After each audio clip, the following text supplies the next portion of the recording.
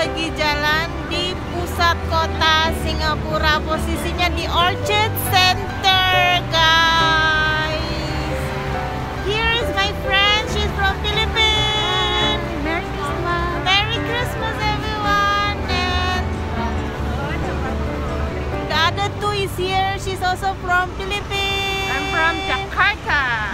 No, she's Philippines. And one more ate is here as well. Hello. She's also from I also Philippines, Philippines. guys. See, my friend is a I'm Philippine. from Manado. Manado. Katanya dari Manado, guys. Manado where? Indonesia. Indonesia. I'm from Lucena. I'm from Philippines. Change country. Yes, she wanted to be Indonesian. I will be Filipino. Guys, today we are going out. McDonald's because Toti is hungry. We are celebrating. Close already. We are celebrating Christmas today. Tada! Sepilong itlog ang akan Wait. Hindi kita masuk. McDonald's. McDonald's. Wala na There's a police there. It's so many people, guys. Look at that.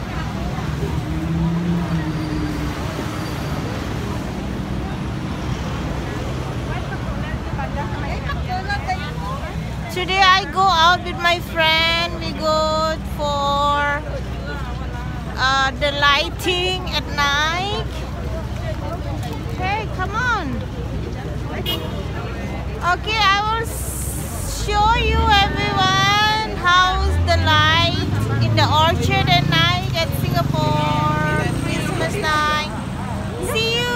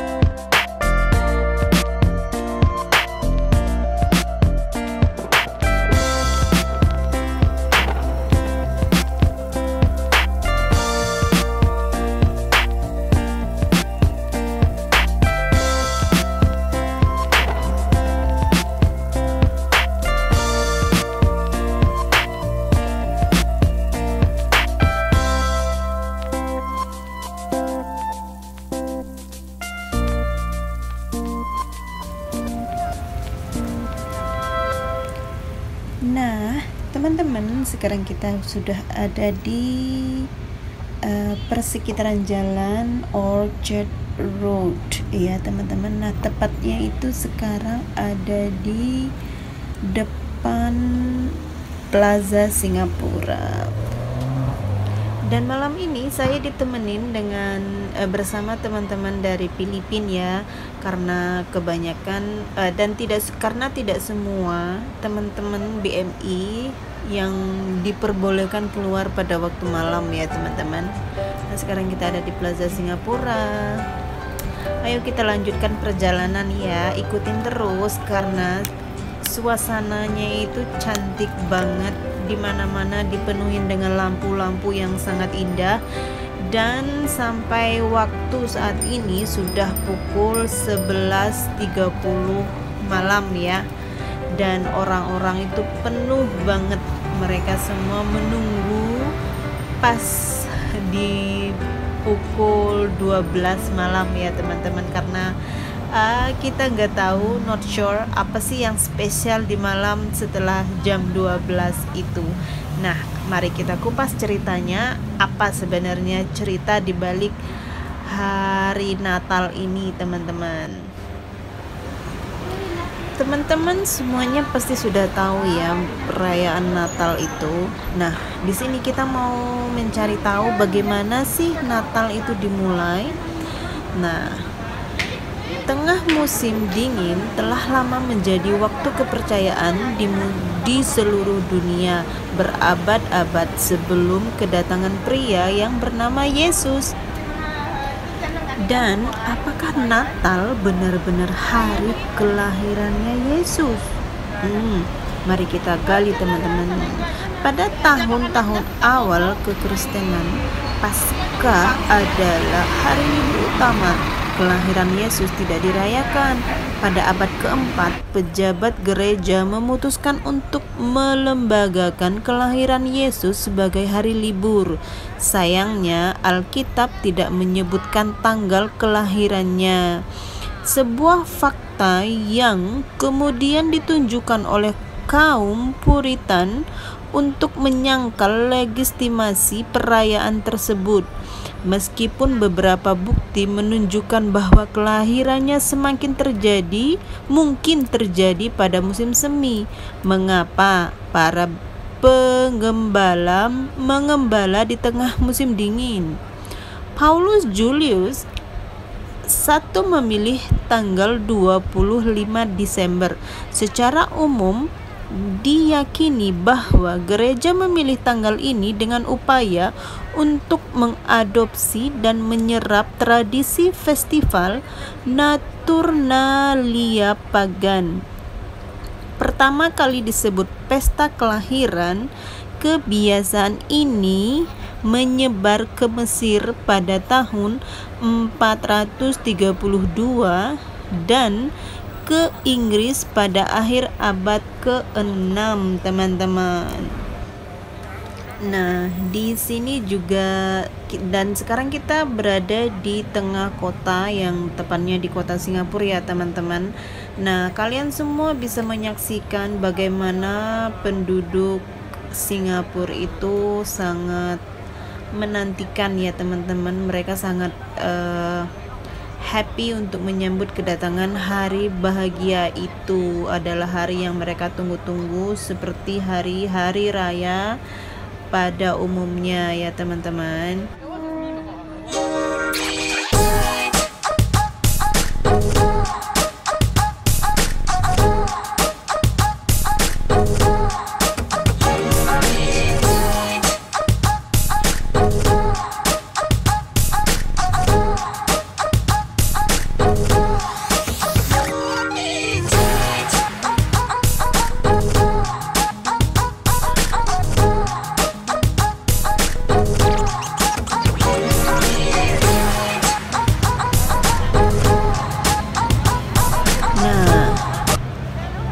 Dengan mengadakan Natal pada waktu yang sama dengan festival titik balik matahari musim dingin tradisional, para pemimpin gereja meningkatkan kemungkinan bahwa Natal akan dirayakan secara populer, tetapi melepaskan kemampuan untuk mendetek bagaimana dirayakannya. Pada abad pertengahan, agama Kristen sebagian besar telah menggantikan agama pagan.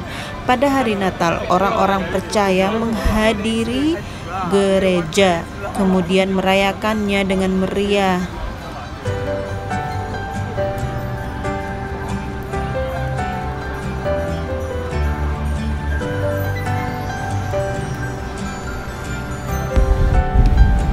Dan perayaan Natal ini pernah terjadi pembatalan.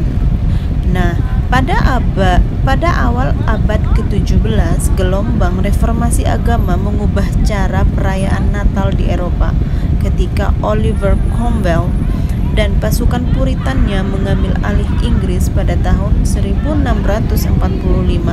Mereka bersumpah untuk menyingkirkan Inggris dari dekadensi dan sebagai bagian dari upaya mereka membatalkan Natal. Atas permintaan populer, Charles II dipulihkan ke tahta dan bersamanya kembalinya liburan populer.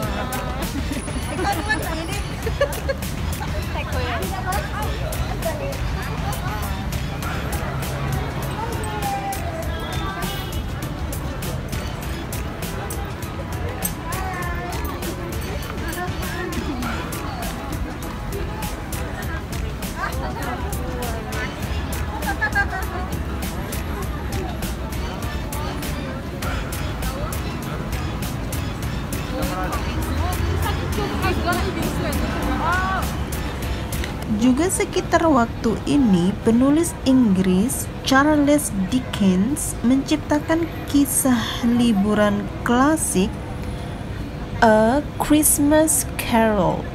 Pesan ceritanya, pentingnya amal dan niat baik terhadap semua umat manusia, menyentuh perasaan kuat Amerika Serikat dan Inggris dan menunjukkan kepada anggota masyarakat Victoria manfaat merayakan liburan.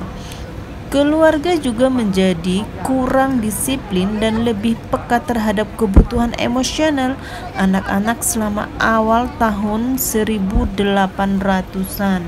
Natal memberi keluarga hari di mana mereka bisa memberikan perhatian dan hadiah kepada anak-anak mereka tanpa terlihat memanjakan mereka. Ketika orang Amerika mulai merangkul Natal sebagai liburan keluarga yang sempurna, kebiasaan lama digali. Orang-orang melihat ke arah para imigran baru dan gereja Katolik dan episkopal untuk melihat bagaimana hari ini seharusnya dirayakan. Dalam 100 tahun berikutnya, orang Amerika membangun tradisi Natal mereka sendiri dengan mencangkup banyak kebiasaan lainnya, termasuk menghias pohon, mengirim kartu liburan, dan memberikan hadiah. Meski sebagian besar keluarga dengan cepat menerima gagasan bahwa mereka merayakan Natal seperti yang telah dilakukan selama berabad-abad, orang Amerika benar-benar menciptakan kembali liburan untuk memenuhi kebutuhan budaya bangsa yang sedang berkembang. Dan sampai saat ini, kebiasaan budaya ini terus dikembangkan di seluruh dunia, teman-teman.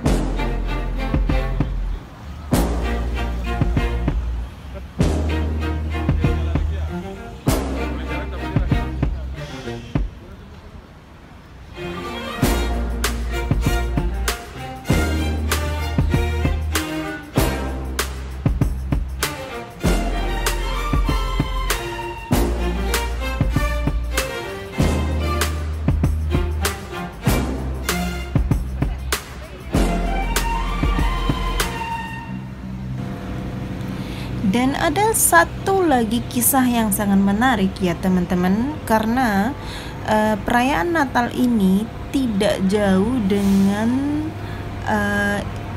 nama yang sering disebut-sebut pada tanggal 25 Desember itu, yaitu laki-laki yang disebut dengan Santa Claus. Legenda Santa Claus dapat ditelusuri kembali ke seorang biarawan bernama St. Nicholas yang lahir di Turki sekitar 280 Masehi. Nicholas memberikan semua kekayaan warisannya dan berkeliling pedesaan membantu orang miskin dan yang lagi sakit.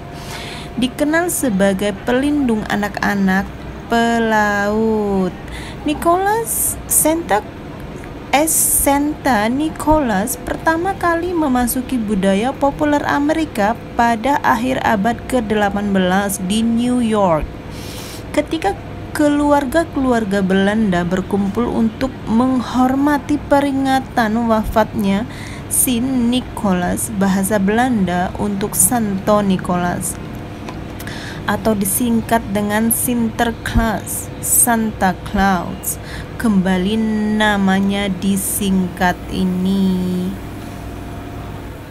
Pada tahun 1822, pendeta episkopal Salmon Clarke Moray menulis puisi Natal berjudul An Account of a Visit from Santa Claus, yang lebih populer sekarang dengan baris pertamanya, "'Twas the night before Christmas." Puisi ini menggambarkan Santa Claus sebagai pria periang yang terbang dari rumah ke rumah dengan kereta luncur yang digerakkan oleh rusa kutub untuk mengantarkan mainan. Versi ikonik, Sinterklaas sebagai pria periang berbaju merah dengan jenggot putih dan sekantong mainan diabadikan pada tahun 1881 ketika kartunis politik Thomas Nast menggambarkan puisi Moray untuk menciptakan citra Old Saint Nick yang kita kenal sekarang.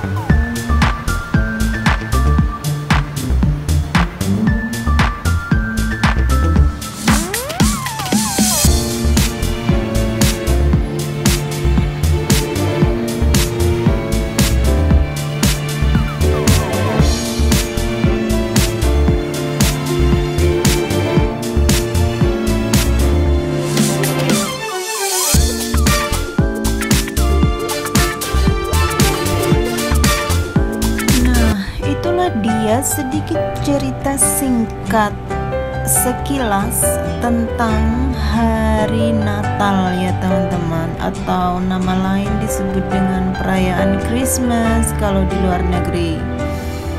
Ya, sedikit cerita singkat yang kita ambil pelajaran. Oke, terima kasih banyak teman-teman yang sudah mengikuti channelnya Tuti Anak Rantau. Dukung terus agar channel ini terus berkembang dengan cara like, comment, and subscribe, dan bagikan ke teman-teman yang lain. Terima kasih. Sampai jumpa di video-video saya yang berikutnya. Bye.